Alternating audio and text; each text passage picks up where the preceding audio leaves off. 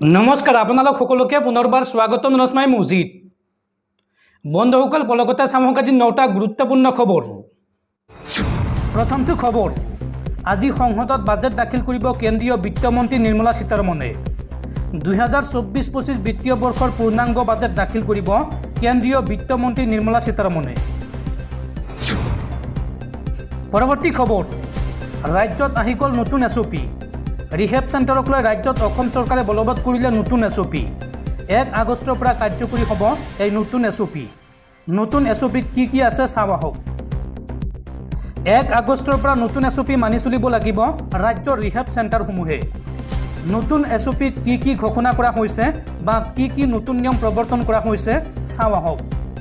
এতিয়াৰ পৰা প্ৰতিটো ৰিহেব চেণ্টাৰত 25 গৰাকী ৰোগীৰ বিপৰীতে 2 গৰাকীকৈ নাৰ্ছ ৰাখিব লাগিব বিভাগীয় কৰ্তৃপক্ষই। লগতে ৰিহেব চেণ্টাৰসমূহে বৰ্তাই ৰাখিব লাগিব চাফ চিকুণতা। ৰিহেব চেণ্টাৰত অহাৰ 24 ঘণ্টাৰ ভিতৰত চিকিৎসা কৰাব লাগিব ৰোগীক। চেণ্টাৰ পৰিচালনাৰ বাবে ৰাখিব লাগিব এগৰাকী প্ৰজেক্ট বিষয়া আৰু প্ৰজেক্ট বিষয়াগৰাকী হ'ব লাগিব স্নাতক ডিগ্ৰীধাৰী। আৰু চেণ্টাৰৰ পৰা ওলোৱা ৰোগীয়ে 3 বছৰলৈ খুলিব নোৱাৰিব নিজা ৰিহেব চেণ্টাৰ। আৰু 3 মাহ এছঅপি মানি নচলা ৰিহেব চেণ্টাৰ বন্ধ কৰি দিয়া হ'ব। এই বৃহৎ ঘোষণা কৰিছে বা নতুন এছঅপিত এই কথা কৈছে অসম চৰকাৰে।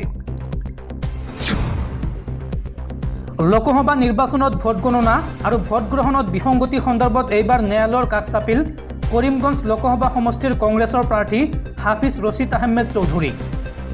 বিজেপি প্ৰাৰ্থী কৃপানাথ মাল্লাসহ নিৰ্বাচন আয়োগ আৰু ৰিটাৰ্ণিং বিষয়াৰ বিৰুদ্ধে এই গোচৰ ৰুজু কৰা হৈছে। আৰু 19 আগষ্টত অভিযুক্তক আদালতত হাজিৰ হোৱাৰ নিৰ্দেশ আদালতৰ। দৰ্শকসকল আৰু বহুতো গুৰুত্বপূৰ্ণ খবৰ আছে। তাৰ আগতে আপোনাক জনাওঁ যে যদি আপুনি এতিয়ালৈকে এইটো ভিডিঅ'ত লাইক কৰা নাই তেন্তে এতিয়াই ভিডিঅ'টোত লাইক কৰি দিয়ক।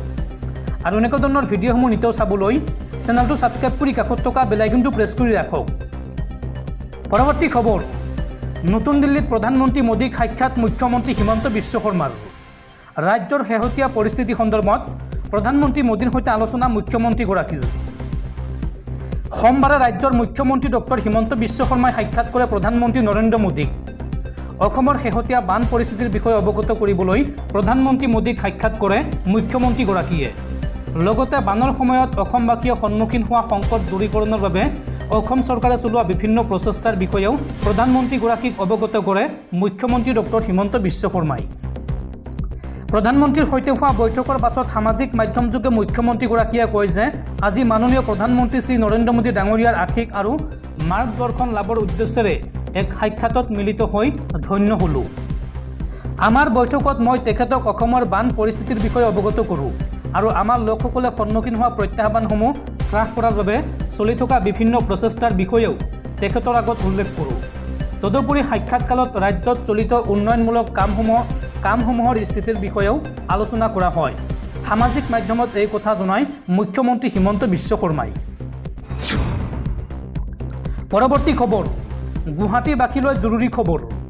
এতিয়াৰ পৰা ঘৰৰ পৰাই বিনামূলীয়াকৈ জাবৰ সংগ্ৰহ কৰিব জিএমচিয়ে। জাবৰ নিয়াৰ বাবে দিব নালাগে কোনো টকা। আজি জনতা ভৱনত সংবাদমেল সম্বোধন কৰি এই ঘোষণা মন্ত্ৰী অশোক সিংঘালৰ।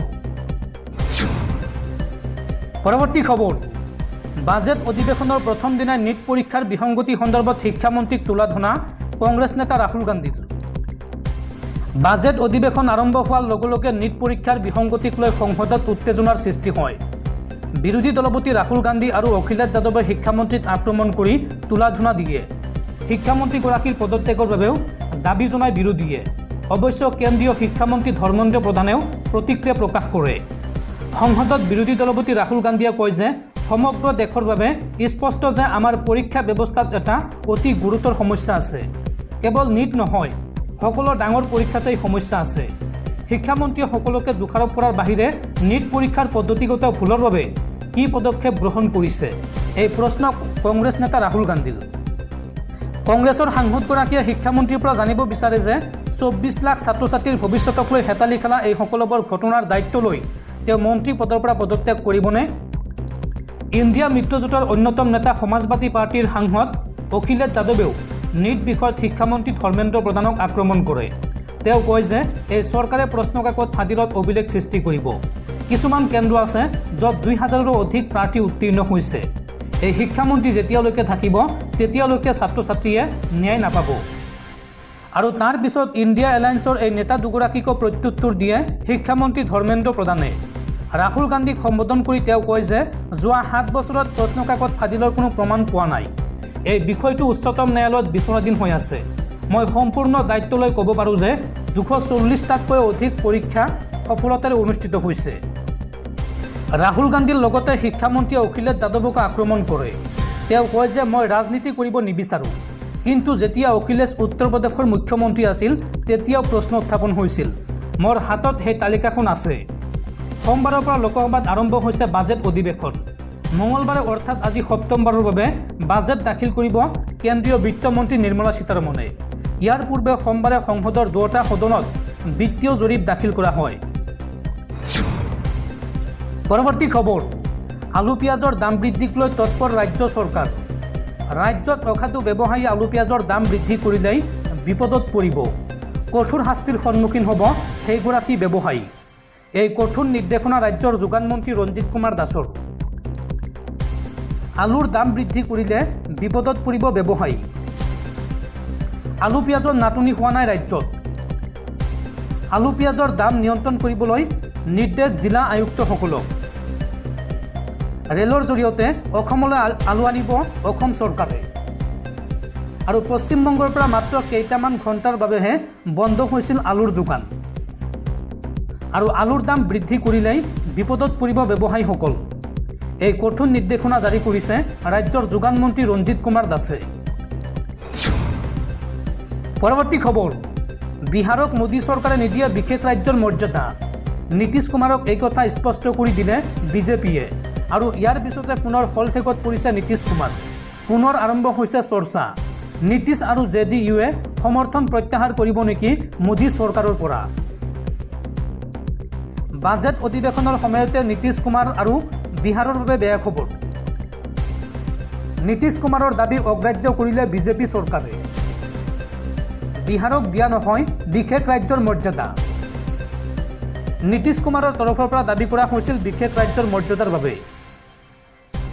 লোকসভাত এই কথা প্ৰকাশ কৰিলে কেন্দ্ৰীয় চৰকাৰে।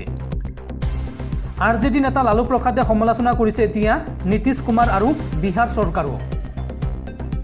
মোদী চৰকাৰৰ এই সিদ্ধান্তক লৈ হলঠেকত পৰিছে নীতিশ কুমাৰ। মোদী চৰকাৰৰ পৰা সমৰ্থন প্ৰত্যাহাৰৰ হেঁচা দিয়া হৈছে এতিয়া নীতিশ কুমাৰক। পৰৱৰ্তী পৰ্যায়ত নীতিশ কুমাৰ তথা JDUৰ সিদ্ধান্ত কি হ'ব সেয়া হ'ব লক্ষণীয়। পৰৱৰ্তী খবৰ, প্ৰখ্যাত সংগীত পৰিচালক ৰমেন বৰুৱা সন্ধানহীন। পুৱা ঘৰৰ পৰা ওলাই যোৱাৰ পিছৰ পৰা নিখোজ হৈ আছে ৰমেন বৰুৱা। কোনো লোকে প্ৰত্যক্ষ কৰিলে যোগাযোগ কৰক 8404383135 এই নম্বৰত, অথবা যোগাযোগ কৰক 9394938620 নম্বৰত।